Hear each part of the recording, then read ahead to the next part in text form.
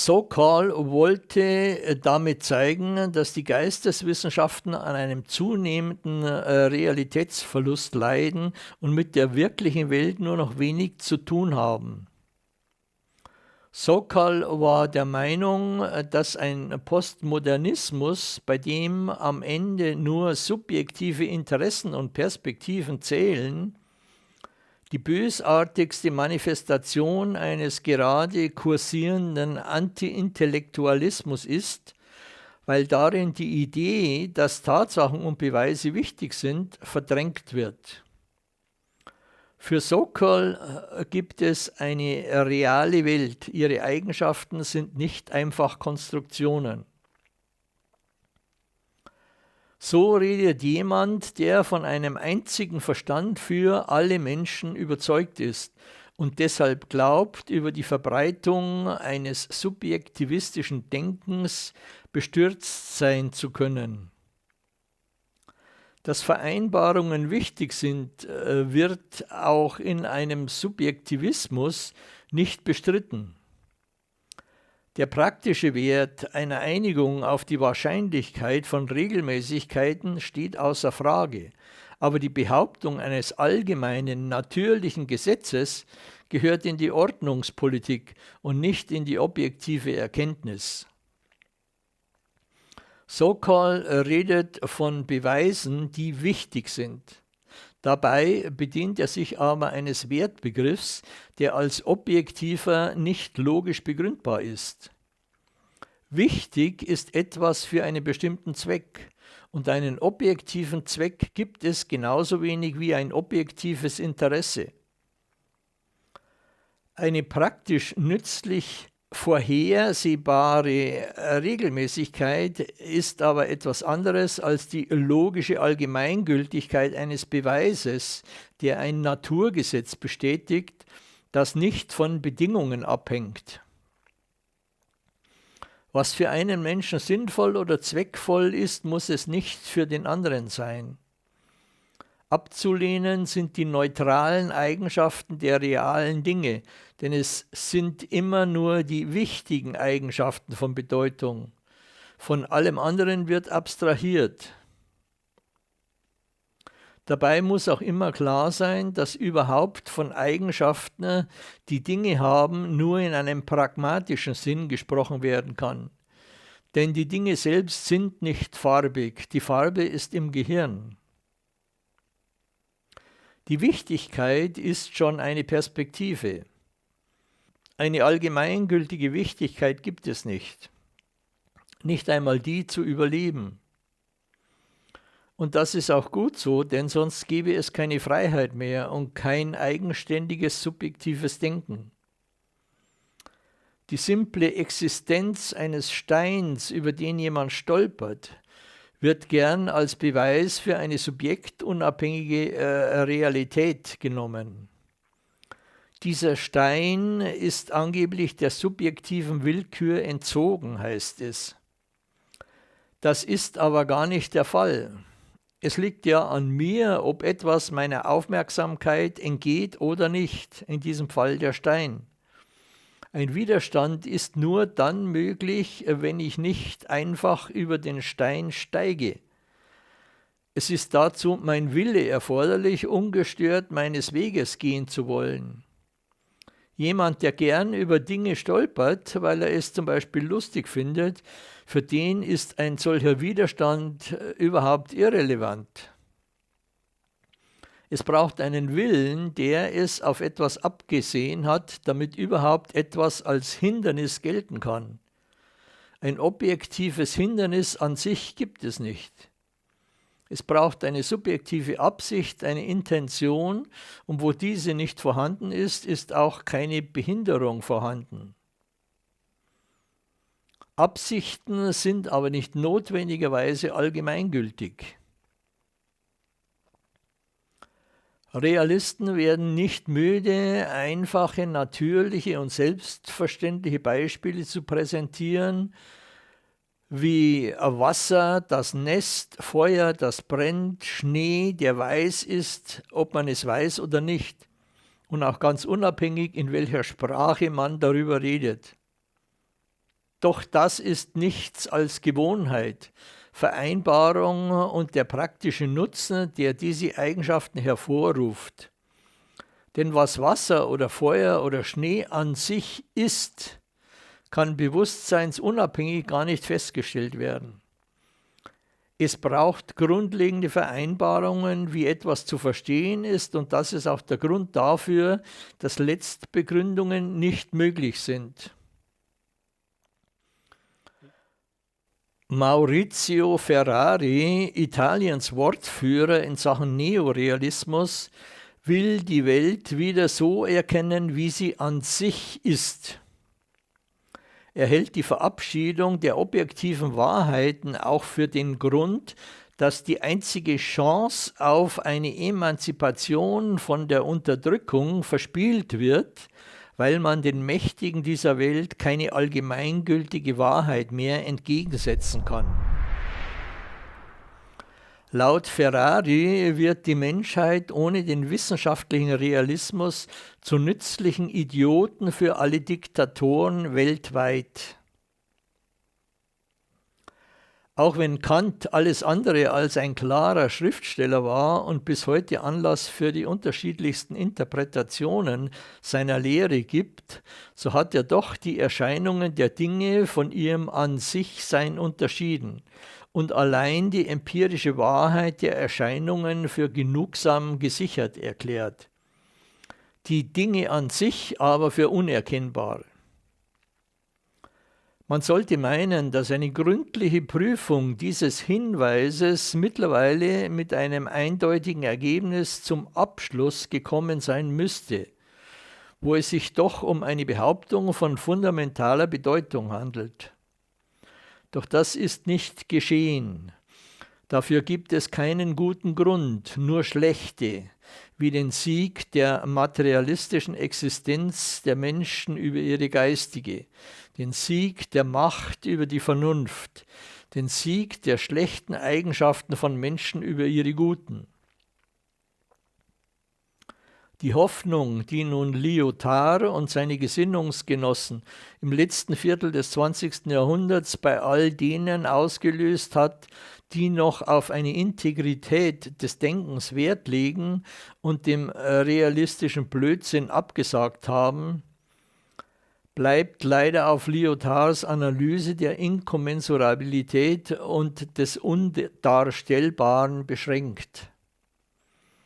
Seine Verwässerung dieser Grundidee durch eine Übertragung der logischen Unvergleichbarkeit generell auch auf heterogene praktische Willensverhältnisse, wie sie in der Ethik von Bedeutung sind, hat zu merkwürdigen Konsequenzen geführt, die alle von einem erheblichen Maß an Unklarheit geprägt sind, um es versöhnlich auszudrücken. Das Festhalten an der Inkommensurabilität aber bleibt ein Verdienst, das ihn und Derrida, aber auch Adorno zu Brüdern im Geiste macht, zu denen auch die Mystiker und Sprachkritiker aller Zeiten gehören, denen die logische Identifizierbarkeit der Dinge eine Dummheit ist und bleibt. Es handelt sich um Marksteine auf dem Weg des geistigen Fortschritts, die wieder einmal beleuchtet worden sind, und es bleibt nur zu hoffen, dass sie nicht so schnell wieder in der Versenkung verschwinden, allen realistischen Blendern und Verführern zum Trotz. Die Wirklichkeit, so wie sie ist, gibt es nicht und kann es nicht geben, genauso wenig wie es einen Weg zu den Sachen selbst gibt, was noch Husserls Parole zu Beginn des 20. Jahrhunderts war. Es sind ganz bestimmte Machtinteressen, die den Realismus und den logischen Absolutismus befeuern. Wo Nietzsche befürchtet hat, Gott nicht loszuwerden, wenn man noch an die Grammatik glaubt, so könnte man das analog auch von der objektiven Wirklichkeit behaupten. Dass man Gott nicht los wird, wenn man noch an eine objektive Wirklichkeit glaubt. dem Aberglauben an eine höhere, nicht von Menschen gemachte Instanz, deren Name über Jahrtausende hinweg Gott war und die jetzt den Namen allgemeingültige Logik trägt, sollte durch die Postmoderne eigentlich ein Ende gemacht werden. Was zum Teil auch gelungen ist, aber eben um den Preis, dass das Kind mit dem Bade ausgeschüttet wird und überhaupt keine Vernunft mehr möglich ist. Die Moderne hat ein neues Glaubensbekenntnis gebracht, und zwar die Allgemeingültigkeit von Logik, Rationalität und Vernunft. Alle Erziehung und Bildung waren nun darauf ausgerichtet, den neuen Religionsersatz in der Bevölkerung zu verankern. Das Allgemeine, die Mehrheit und das Einheitliche sollten von nun an im demokratischen Staat für Recht und Ordnung sorgen. Dieser zur Normalität erhobenen, quantifizierenden Auffassung der Dinge wurde das Recht zugebilligt, Abweichungen davon überall da zu disziplinieren, wo die Einheit des Denkens in Gefahr war. Es durfte nur eine Wahrheit geben, wie auch nur eine Wirklichkeit möglich war. Und nach den Regeln dieser Wahrheit und Wirklichkeit hatten sich alle zu richten. Nietzsche war der Wendepunkt weg von Hegel und Kant gewesen, die beide Mitte des 19. Jahrhunderts die geistige Landschaft in Deutschland beherrscht haben. Mit Nietzsche wurde einem immer größer werdenden Publikum klar, wie Rationalität, Logik, Vernunft und Wahrheit als Werkzeuge der Macht instrumentalisiert werden können. Etwa 100 Jahre später wurde Nietzsches Kritik am Verallgemeinerungswahn seiner Zeit und ihrem Systemdenken dann von Leuten wie Derrida, Lyotard, Bourdieu, Foucault als Anfänge einer Zeichentheorie betrachtet, die geradezu darauf gewartet hat, von ihnen noch deutlicher herausgearbeitet zu werden. In der Postmoderne bedeutet der Abschied vom Einheitsdenken die Befreiung von vielen uniformierenden Zwängen. Für Lyotard ist die Fassade der Einheit nichts als eine Herrschaftsstrategie. Den Ganzheitswunsch hält er für die Krankheit der Moderne, für eine Obsession und für einen Weg zu Totalitarismus und Terror. Lyotard behauptet, den Trug der Ganzheit durchschaut zu haben und will deshalb die völlige Auflösung übergreifender Strukturen.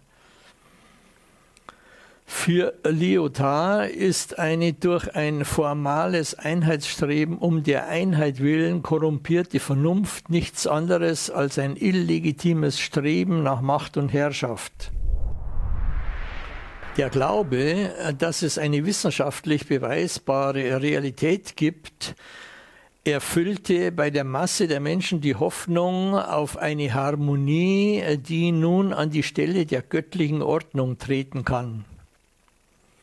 David Hume hat zwar ein paar Jahrzehnte vor Kant klargemacht, dass das Gesetz von Ursache und Wirkung in erster Linie eine Denkgewohnheit ist, aber wenn jemand von klein auf schon daran gewöhnt ist zu glauben, dass es für alles einen Grund gibt und dass jedes Geschehen eine Ursache hat, dann hat es der Verstand schwer, gegen solche Gewohnheiten anzukommen. Es bräuchte schon eine höhere Bildung, die aber nicht jedem zugänglich ist, um zu begreifen, dass das Kausalgesetz nichts erklärt, weil man immer nur weiß, dass A auf B folgt, aber nicht ob und warum es dafür eine Notwendigkeit gibt. Tatsächlich gibt es viele Wirkungen, zu denen sich keine, das heißt keine plausible und alleinige Ursache feststellen lässt. Der Glaube, dass jede Wirkung auch eine Ursache haben muss, ist eher ein naiver Kinderglaube, der tief als Rationalismus verwurzelt ist. Arthur Trebitsch hat die Kausalität einmal einen Denktrieb zur Einheit genannt. Zu diesen weit verbreiteten und natürlichen Denkgewohnheiten zählt auch das Verallgemeinern von einzelnen Erfahrungen. Es braucht nur 2- oder 3-mal dasselbe Ereignis stattzufinden und schon wird naiv angenommen, dass mit einer kontinuierlichen Regelmäßigkeit gerechnet werden kann. Nietzsche erklärt sich das so: Schon in der Frühzeit der Menschheitsgeschichte war es erforderlich, möglichst schnell auf mögliche Gefahren zu reagieren, was dann schließlich zu dieser Gewohnheit der Verallgemeinerung und dem Glauben, dass sich alles wiederholt, geführt hat. Die Herrschaft des Allgemeinen beginnt schon mit der Feststellung von Gleichheit und Ähnlichkeit bei den Jägern der Steinzeit, die eine Bewegung im Busch als die von einem Raubtier stammend identifiziert haben. Dieses auf Erfahrung basierende Verallgemeinerungsprinzip, das sich auch als Unterscheidungsprinzip verstehen lässt, führt bei Menschen mit schlechten Erfahrungen, das heißt solchen, die im Umgang mit den Dingen in ihren Erwartungen enttäuscht worden sind, dazu eher misstrauisch zu werden, was eine mögliche Wiederholung angeht. Und bei Menschen mit guten Erfahrungen dazu zu erwarten, dass ihre Hoffnungen erfüllt werden. Für Lyotard sind die Allgemeinbegriffe in den meisten Fällen das Ergebnis eines Optimismus, das heißt des Glaubens, dass sich die eigenen Begriffe von der Welt nicht großartig von den Begriffen anderer unterscheiden, sodass einer Kommunikation auf der Basis rationaler Logik nichts im Weg steht. Man muss sich nur an die handelsüblichen Konventionen halten. Das Prinzip der Allgemeinheit, das heißt der Generalisierung und Universalisierung, ist für die Konstitution einer Ordnung, einer wissenschaftlichen wie einer politischen, unabdingbar. Allgemeinheit kommt durch das Absehen von den besonderen Umständen in der Wissenschaft wie in der Politik zustande. Es bedeutet eine prinzipielle Unterordnung des Individuums bzw. des Einzelfalls, und dieses Prinzip funktioniert durch die Anerkennung des Vorrangs der Allgemeinheit. Überall, wo gesprochen und geschrieben wird, egal ob als Naturgesetz oder Strafgesetz, ist die Herrschaft des Allgemeinen wirksam. Dieser Allmacht des Gesetzes begegnen Lyotard und Derrida nun mit einer völlig anderen Auffassung vom menschlichen Denken. Die Fähigkeit zu denken ist für sie nichts anderes als die Entmachtung der logischen Allgemeingültigkeit der Begriffe. Derrida nennt diese Entmachtung Dekonstruktion. Weil aber Lyotard nicht zwischen logischer Inkommensurabilität und bloßer Heterogenität unterscheidet, wird auch nicht zwischen logischer Unvereinbarkeit und praktischer Nützlichkeit unterschieden, sodass Allgemeinbegriffe überhaupt und generell verdammt werden, auch wenn sie nützlich sind. Ohne die Verwendung von Abstraktionen als brauchbaren Sammelnamen, wo Einzelheiten in einem bestimmten Zusammenhang zugegebenermaßen unproblematisch sind und deshalb von ihnen abstrahiert werden kann, wäre geistige Arbeit viel zu umständlich und mühselig. Eine solche Denkökonomie funktioniert aber nur, wenn den Begriffen keine zweifelhafte Bedeutung untergeschoben wird, die dann zu den verschiedensten Missverständnissen führt. Die subjektive Willkür ist der entscheidende Faktor bei der Begriffsbildung. Und wo das jeweilige Interesse, das dahinter steckt, klar zum Ausdruck kommt, weiß man auch, woran man ist.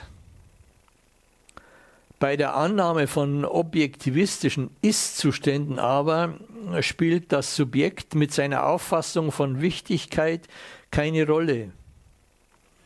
Eine solche Entsubjektivierung findet aber auch bei Lyotard und Derrida statt, weil sie sich beide noch nicht wirklich vom Sein verabschiedet haben, sondern weil beide auch die Eigendynamik der Sprache überschätzen und die Grammatik der Worte über das Denken stellen. Menschen werden im Grunde von der Sprache gedacht, sie glauben nur, selbstständig zu denken. Dieser befremdliche Objektivismus passt so gar nicht in das postmoderne Schema, sofern man überhaupt ein solches in Anspruch nehmen will. Noch kurioser wird das Ganze, wenn Lyotard fordert, gegen die Macht der Allgemeinbegriffe und der Einsatz des Lebens zu kämpfen, man sich aber dann von der Sprache terrorisieren lassen muss. Seine Verteufelung der Allgemeinbegriffe hindert Lyotard auch nicht daran, von einer Natur des postmodernen Menschen zu reden, wie auch Derrida ein Wesen des Verständnisses kennt. Da kann ein Foucault noch so sehr verkünden, dass die Dinge ohne Wesen sind. Gerade aus solchen Naturen oder Normalitäten ergibt sich ja die beklagte Ausgrenzung von Minderheiten und deren Unnatürlichkeit als Abweichung von der Allgemeinheit. Jemand, der den Universalisten vorwirft, kulturelle Differenzen zu unterdrücken und das Allgemeine als das Falsche schlechthin bezeichnet, sollte von keinen Naturen und von keinem Wesen sprechen, auch von keinen Datenbanken, die die Natur des postmodernen Menschen sind.